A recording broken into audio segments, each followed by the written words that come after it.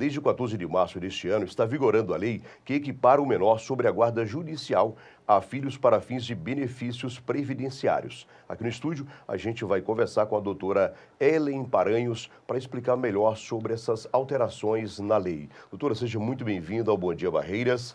Olha, é uma lei, como a gente já comentava aqui agora há pouco em off, que vai beneficiar muitos menores, que independente de serem filhos ou não. Muito bom dia. Bom dia, muito obrigada. Queria que a senhora explicasse um pouquinho o que muda nessa lei agora, 15.108 de 25, uma lei muito nova, de março, na verdade, de 2025.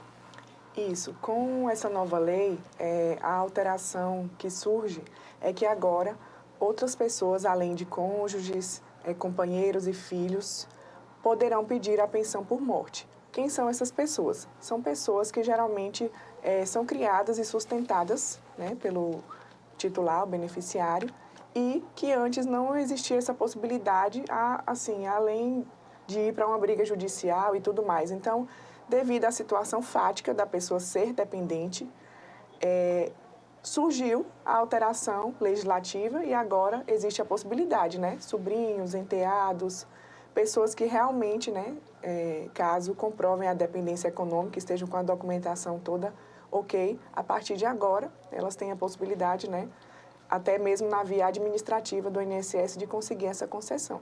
Doutora, mas é preciso fazer essa documentação prévia, Ou seja, é preciso se adequar à lei. Isso, exatamente.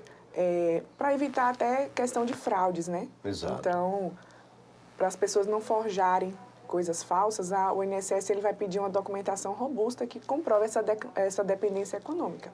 Existe um período, doutora, digamos que eu tenho um convívio com um enteado, tem um determinado período para que essa pessoa tenha esse benefício, direito a esse benefício? Pronto.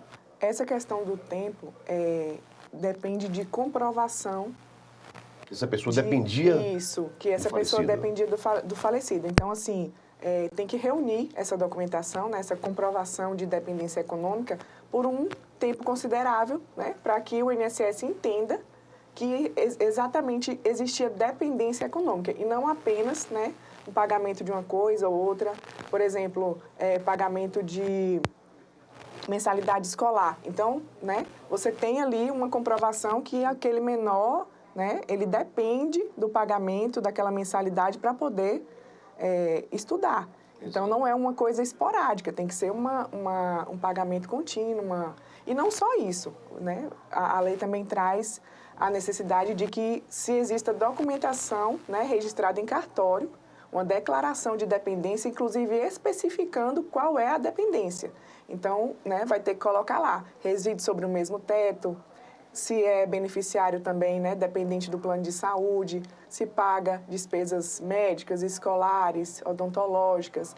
Então, tudo isso tem que ser formalizado através de uma declaração que tem que ser registrada em cartório com testemunhas de forma prévia, como você mesmo disse, Então, Exato. Tudo isso tem que ser feito antes, para que posteriormente, quando for necessário, pedir a pensão por morte, essa documentação seja anexada com as provas, que são justamente esses comprovantes, esses recibos, essas notas, seja anexado e seja solicitado. Então, vai ficar bem vinculado e bem comprovado ali a relação de dependência econômica.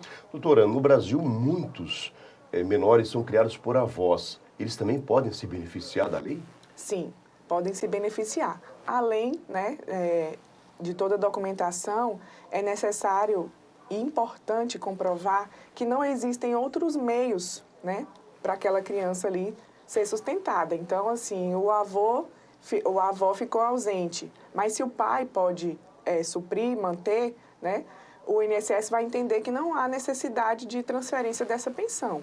Mas se for comprovado que sempre sustentou ou que é uma coisa já, uma guarda, que não é formalizada, mas que é vivida, que a gente chama de guarda de fato, se for comprovado que realmente os avós que exercem, isso aí, agora com essa mudança na legislação, vai ficar muito mais fácil. Para a gente simplificar aqui, para as pessoas que estão nos ouvindo, simplificar ainda mais, popularizar.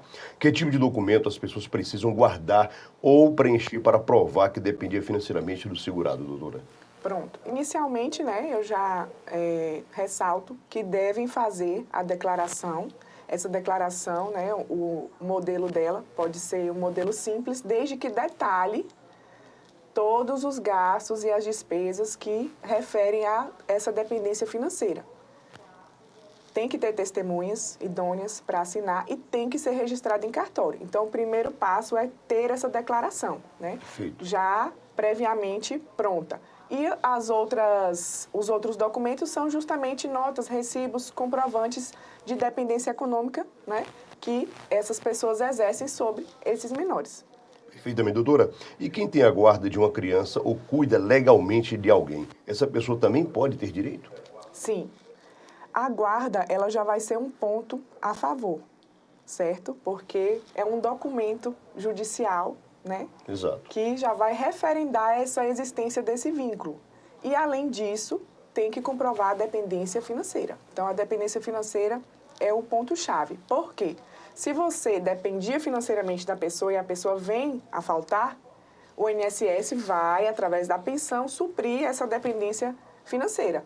E isso não vai alterar a questão da idade. Então, essa pensão ela só é paga até os 21 anos, no caso dos menores, e para maiores apenas no caso de pessoas inválidas. Doutora, para a gente finalizar, então, para quem quer se organizar desde agora, o que é importante fazer para garantir que o neto, o sobrinho, enteado, receba essa pensão no futuro?